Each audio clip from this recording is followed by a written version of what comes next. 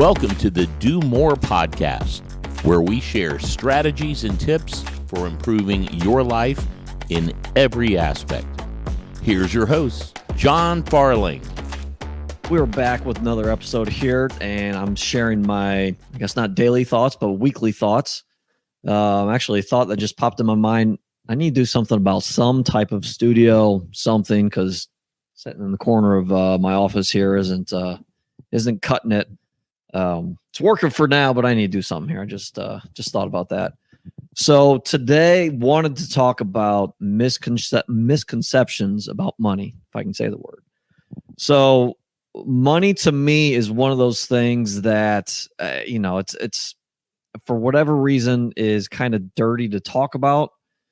I believe that the more we talk about it in a productive manner is super important, especially when we're talking to our kids or family about it, whatever. I know growing up and it's nothing to do with my family, but I know growing up, we didn't talk about it that much. We did a little bit, but it's almost one of those things that, you're not supposed to talk about it. You're not supposed to ask people what they make. You're just kind of blind. And I think that's, I'm not a conspiracy theorist or anything, maybe, but I think there's something to be said about society pushing us not to bring those conversations up. I don't know if, this is another episode or another talk. I don't know enough about it, but I don't know if the government truly wants us to make more money, or a lot of us be wealthy, financially free, however you want to call it. I don't know if the government truly wants everybody or majority to be there. So I'm wondering if that's been planted in our brains, just generations passed down. But you hear about a lot of you hear a lot of misconceptions. It starts with when you're young, money's dirty, don't touch it, it's dirty. Again, you're not supposed to talk about it to your family members or really anybody, your friends. You're not supposed to ask people how much they make. And all these seeds were planted when we were young, right? And I'm sure I'm not the only one. This is just generations passed down. And, I don't know how far it goes back, but obviously it's something that's sticking with us. And it really, and this goes back to the last episode, it helps to change when you're around other people that have a different mindset, right? And you have to have some experience and to be able to pass it down. But if you're just by yourself, or if you're around people that have problems with money, have PTSD with money, don't have enough money, blow their money on stupid things, then you're gonna copy those people. To me, one, I want to hit one point before I forget. You can't save money to become rich, wealthy, financially free, whatever you want to do. You cannot save money to get there. First, you need to invest in yourself. You need to save some money if you're going to invest in deals, but you can do deals, and that's real estate, business deals, whatever it is, without using your own money.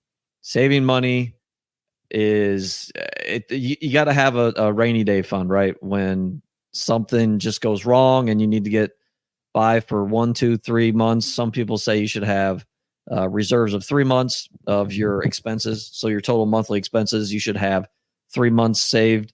Some people say 6 months. I've heard some people talk about 2 years. That's a lot. Obviously, you get to a point to where, saving is easier, and you're not skimping on other things. And this is probably another discussion too, because I want to hit on a few points here. But you're not gonna save your way to being wealthy, and cutting out Starbucks isn't going to get you there either, right? You're just not cutting out something so small. Cutting out cable now, while I don't know if a lot of watching TV is not good for you, but just saying, you know what, I need to cut my expenses, so I'm going to cut $100 off my cable bill. That's not going to help you. That's not going to do anything. You need to focus your time on making more money, as opposed to cutting small things like that. Now, if you've got a boat payment that's $5,000 a month, yeah, you can probably cut that and make some headway there. But another point I wanted to hit on was, you hear it a lot. Money doesn't make you happy, which I agree. However, not having money or being paycheck to paycheck, which I think majority of the world is living now. I wish I had stats. I don't have stats, but I think majority of the world, or at least the US, is living there right now, to where they're living paycheck to paycheck. So yes, money is an important thing. And while money alone does not make you happy, I guarantee having food in your refrigerator and getting whatever food you want, healthier food, right, is probably important and helps you sleep better at night. So while money does not make you happy, it makes things a lot easier. You can go on vacations.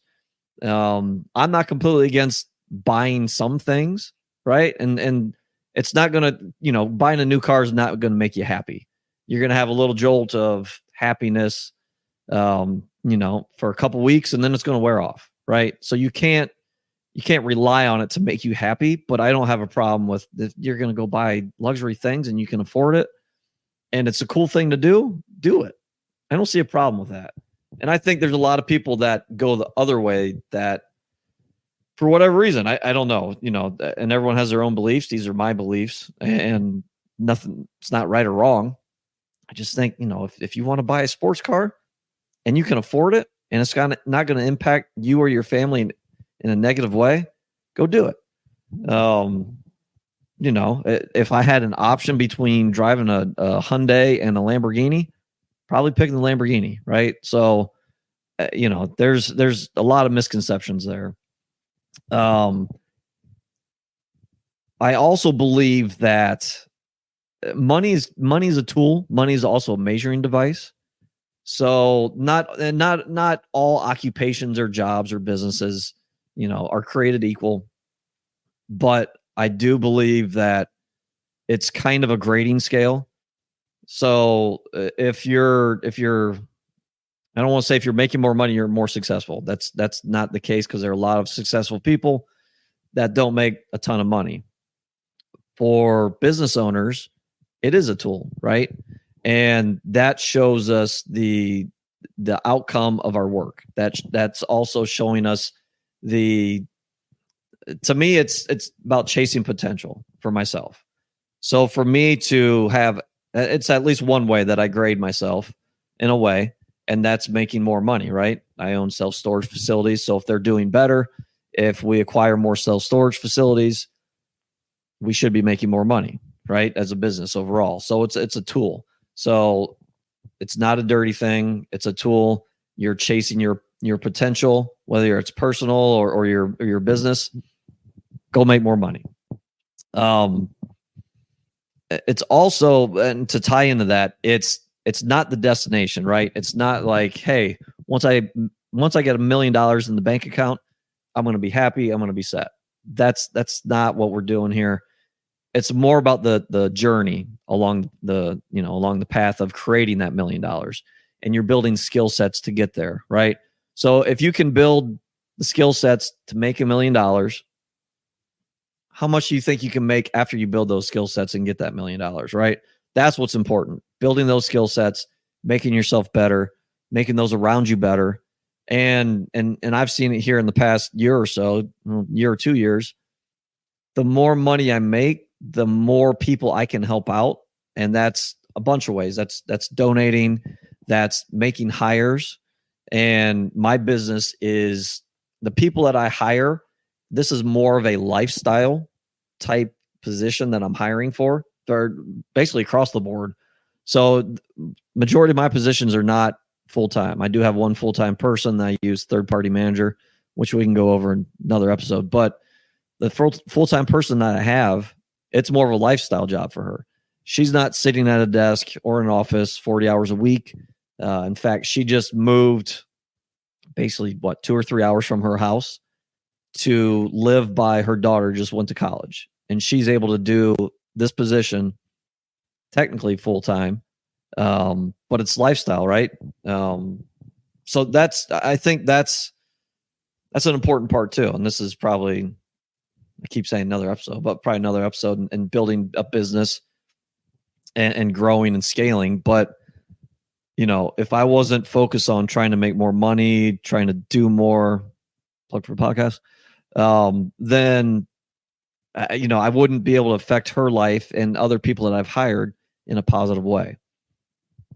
Not that that's directly related to money, but it's part of the journey to get there.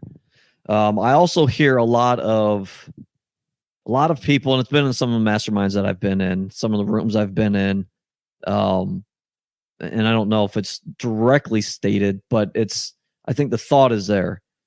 I either can have freedom, time freedom, or money. And I think this not only for these two options, but I think a lot of things in life, it's not either or. Why not both? Why can't you have freedom? Why can't you have money? Right? And it's taken me probably a couple of years to figure that out. At first, when I wanted to leave my 9 to 5, it was, I just want freedom. I want to have financial freedom. I want to be able to do whatever I want, hang out with my family, which I do. I've got 2 young kids, a wife. We hang out all the time. I also want to crush in business and do, great things in business. Like I said, make hires, make other people's lives better. And I think doing that also is showing my kids, and I'll back up here in a second, but it's also showing my kids that I'm creating something, and I'm creating systems and businesses in our community, in our society, and that's making people's lives better. But I'll back up. For the first couple of years that I quit my 9 to 5, I didn't grow that much. My real estate portfolio did not grow much. I'd say 18 months after quitting my 9 to 5. I did make one acquisition, but other than that, I think I had one acquisition in it's probably about 16 months. I was hanging out at home. Not that I wasn't productive, but I wasn't focused on growth. And my family, I'm sure, saw that. My kids were younger. They were, I don't know, we'll call it 6 and 2, 6 and 3 at the time. But they're seeing what you're doing, right? So if I would have stayed down that path, my kids graduate high school, college, whatever they're going to do, they saw mom stay at home, right? Take care of the family, take care of the kids, take care of the house. And then they saw dad staying at home while he was around us as kids all the time, which was wonderful. It didn't seem like he worked for his money, right? I didn't want that perception for my kids. So I don't want to say I force myself, but there are days where I don't have a ton going on. There are days where I have a lot going on, right? And I'm working a little bit more than others, but there are days where I don't have a ton going on, and I will spend a few hours working in my office a day to kind of prove a point, and then I'll try to also give them some type of tidbit, whether they remember it or not, I have no idea, but try to give them something about, hey, we have to work hard in this life. We can't just sit at your computer desk in your home 2 hours a day and make money and make a living. That may be reality when they get older. I don't know. Times are changing, but that's not reality for most people. So I'm trying to instill those things, but I do think it starts with they're watching what we're doing. And this kind of went off path a little bit here from what I was going to talk about, but yeah, I think it's important to show our kids not just that money's, on a high pedestal here, but money is important, and you need to be financially responsible. We're not taught this stuff in school.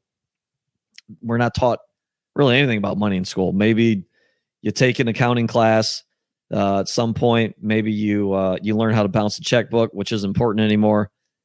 They give you the very, not even basics. I don't even know what you call it, but they give you basically no information about money and what money is and how money works. So these are things that we do have to talk about with each other, with our kids. What are you doing for retirement? Talk to your neighbors about it. Talk to your friends about it.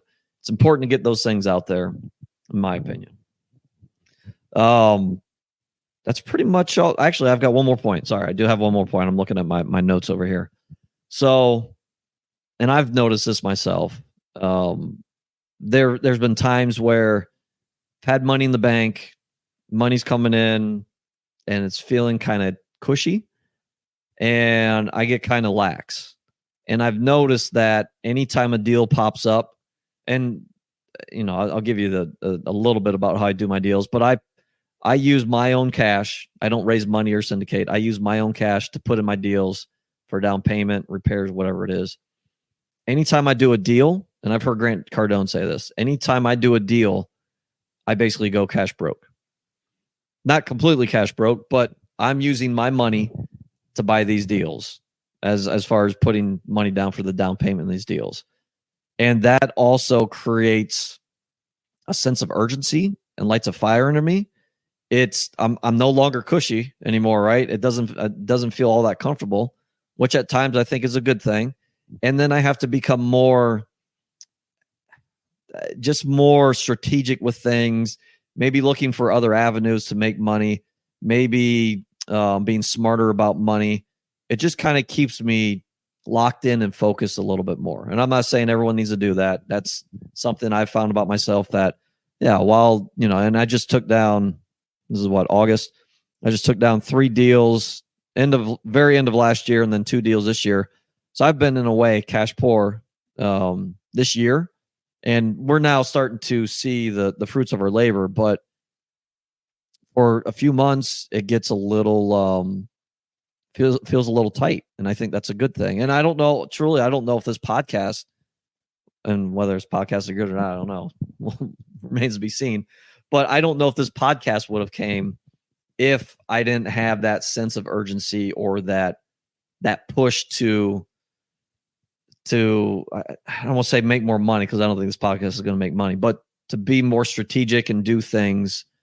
I think it's a good thing. I think you don't want to be too cushy unless you can be there and still push yourself. But you also don't want to be at the other end of the scale and not have any money and be paycheck to paycheck.